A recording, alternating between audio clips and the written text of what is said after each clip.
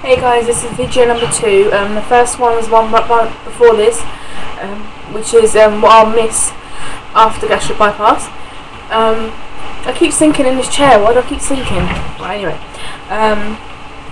so now I want to tell you what I'm going to look forward to with my gastric bypass. I did a quick list while the first video was uploading, so I'll do that. Things to look forward to. Number 1, losing weight in general. Now this is kind of what everyone's looking forward to, so I don't really need to explain this. Number 2, being able to walk long distances without running out of breath and or having severe back pain.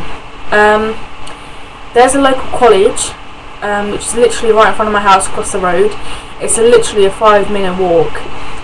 I can't get to that college without, by the time I get there I'm so out of breath, I can't speak to anyone. And I'm so much pain with my lower back. The lower back, it's holding up my huge belly and my huge bum and my hips.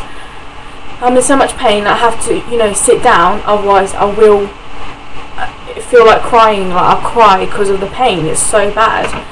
I never had this pain when I was 280 pounds, but as soon as I got to 330, all of a sudden it's like a seesaw. It tipped and my back just went. I'm pretty sure once I get down to 280 again, it probably won't hurt as bad as that, but that's what it's like right now.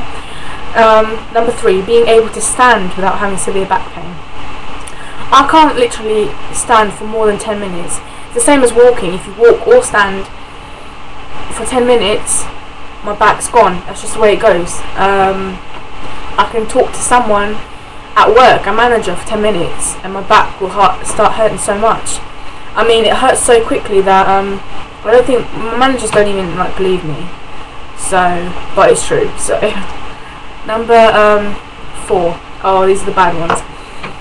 Being able to wipe my own backside. Yes, I said it.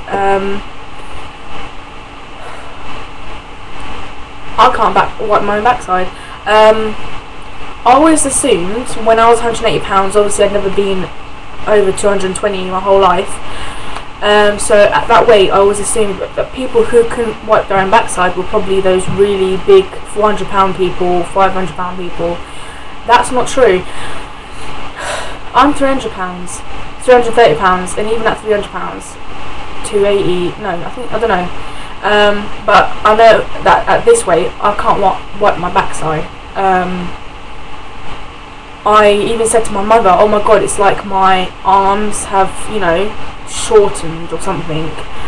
But the truth is, it's probably that my backside, my butt, has doubled or even tripled in size. Probably has tripled actually, mine's huge. That there's just a lot of fat in the way, and that's why you can't reach. I have another method of wiping my backside. Most people wipe putting the hand behind their back. I have to wipe from the front. It's not a nice experience. Well, I mean,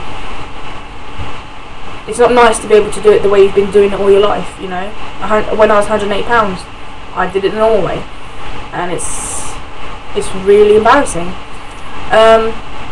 Number 5, I'm looking forward to being actually able to fit into my bathtub. Okay. Can I just say, bathtubs in England, especially in council houses, they're a lot smaller than American bathtubs. Okay, they definitely are. I've seen American bathtubs, like the small ones, and our one's even smaller. But a normal sized person can fit into there. I can't. So my mother had to buy a special. It's not a chair; it's a stool for bathtubs. I think old people use it or something to get in and out. My mother bought me that. And I hate using it because it's one of those ones I've slipped on once, and I was so bruised, and in the bathtub I couldn't get out of the bathtub. It was such a humiliating, embarrassing, and very, very painful experience, and every time I sit on it I'm scared because it rocks, and I'm scared, oh no, it's going to slip again and all that. And for me, at the moment, for the past year and a half, especially the past 6 months, bathing is the worst thing ever. If anyone mentions it, I just feel like gagging. I just don't like the idea of bathing. I do obviously wash myself, but It's very hard and it's horrible, and I just can't wait to get back to normal. We don't have a shower. I suppose if we had a shower things would be easier, but we don't. We have a bath. So that's that. Number 6, being able to buy food without being given disapproving looks by skinny women or bastard men. And I'm not talking about buying unhealthy food either. Any shop that you go in, you buy something, even if it's healthy. If you're large, people stare at you and give you disapproving looks. If it's something that will go into your mouth, they just look at you like you're a greedy pig. And I can't wait for that not to happen anymore, you know? So what? I'm buying something really healthy. I'm buying fucking salad, you know? Why are you looking at me like that? Just, ugh, go away. Number 7. Oh, this was a horrible experience.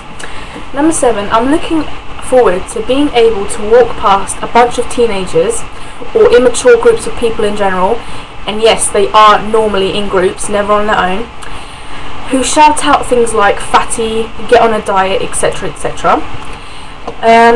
This once happened to me when I was going on a date with an ex-boyfriend of mine last year. I was 280 pounds at the time, and he was like 110 pounds. You know, we were the same height, but he was like very, very slim, and I was wide. And we passed a group of boys who started wolf whistling. And at first, I mean, wolf whistling, that's fine. I'm fine with that. So when I passed them, I was thinking, oh god, there's going to be trouble. And then they started wolf whistling, and then I thought, oh, that's brilliant. You know, they're nice boys. Until one of them ruined it, and after we walked past, one of them shouted out, "Oh my god, how do they have sex?" Well, we didn't have sex, but that's what he shouted out. And then he shouted out, "Oh my god, I bet she crushes him in bed." And then of course they started shouting out after that, "Fatty." That was the most humiliating experience in front of a boyfriend I've ever had. Okay, I haven't had a boyfriend since then. I've had offers. I refuse to go on dates until I lose weight. This is, you know, it was our third date. We only, you know, we hardly knew each other. And it was the start of the date. If it was the end of the date, I would have run home and cried, and everything would have been fine. It was the start of the date. We were all heading to a restaurant to eat, and people were shouting this. So embarrassing. Anyway, I have to hurry up. Number 8.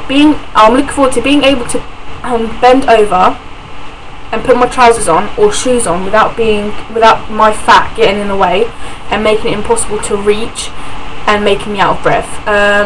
When I was obviously slimmer, I could do it, you know, tying shoelaces. You never pass this through your head. Oh crap, I can't reach, or oh crap, you know, it's going to be uncomfortable or painful.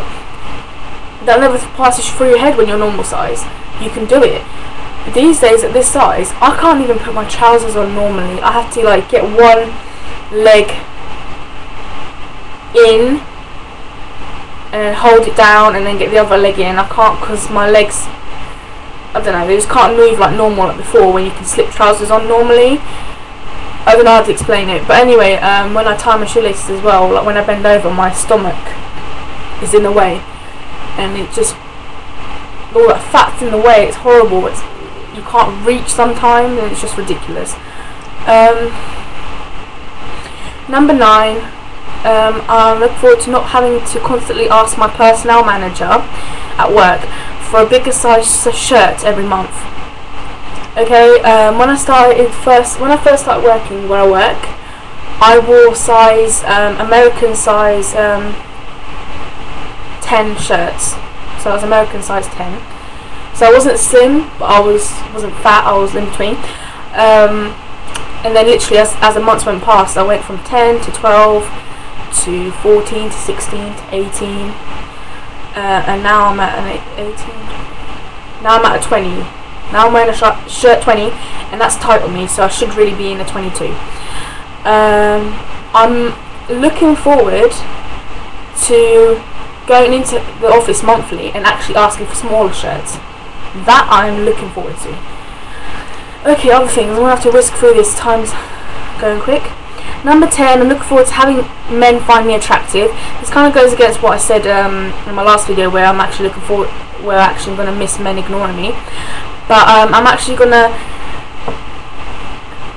miss being wooed. I'm going to look forward to being wooed. I'm not going to look forward to being treated like a piece of meat, but I'm looking forward to, you know, being treated nicely because I look nice. I'm looking forward to number 11, dating. Just dating, because currently right now I can't date. I'm too self-conscious, too embarrassed, and get abuse in the streets. It's embarrassing. Number 12, I'm looking forward to sex. I haven't had it in quite a while, so it's quite an embarrassing topic for a lot of people.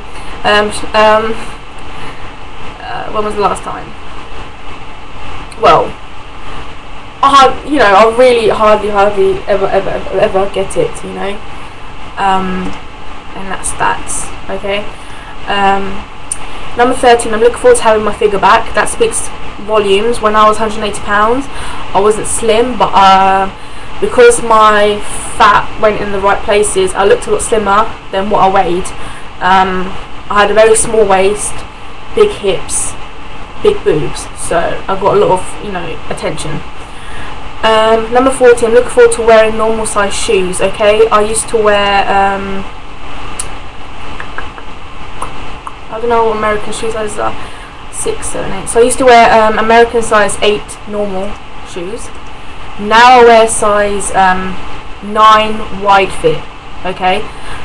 So obviously when I lose weight I'll go back to my normal. In English sizes, I used to be an English British size 6 shoes, and now I'm a size 7 wide. Number 15, looking forward to being accepted in society. That speaks for itself. Number 16 kind of goes with 15. I'm looking forward to being treated better by society. Can't say it. Number 17, I'm looking forward to not always feeling stuffed. You know, you're addicted to food, so you eat so much and you're always full and stuffed and you can't move. I'm looking forward to actually feeling normal and not being stuffed. Number 18, I'm looking forward to being able to stop eating when I'm full. I'm hoping to train myself to do that. Number 19, I'm looking forward to being able to shop in normal size clothes shops. Number 20, I'm looking forward to not making the car creak when I sit in it. Number 21, not making my bed creak when I sit in it. Number 22, I'm looking forward to being more flexible, which I used to be. Number 23, not like really flexible, I can't get my leg in the air, but you know, I could get it further in the air than I can now. Number 23, I'm looking forward to being able to breathe normally without huffing and puffing in general. Number 24, I'm looking forward to being healthy in general. And number 25, I'm looking forward to being content with what I see in the mirror. Brilliant. And that's it, I think. Also, with those shirt sizes, I didn't say what sizes they were in British. When I first started working at my job, I was wearing shirt sizes size 14 in British clothes, and now I'm wearing a size 22, but I really should be wearing a 24 because it's really tight. And I wear size 26 trousers, and they're really, really tight, so I'll probably have to wear size 28 trousers. I'm smaller on bottom because I'm a pear shape. And I think in American sizes, if I'm meant to be wearing a 28, that means I should be wearing a 24 in American. And I think that's that. Quite a long video, sorry for that. Feel free to add your own things that you're looking forward to, or that you can do now after the bypass.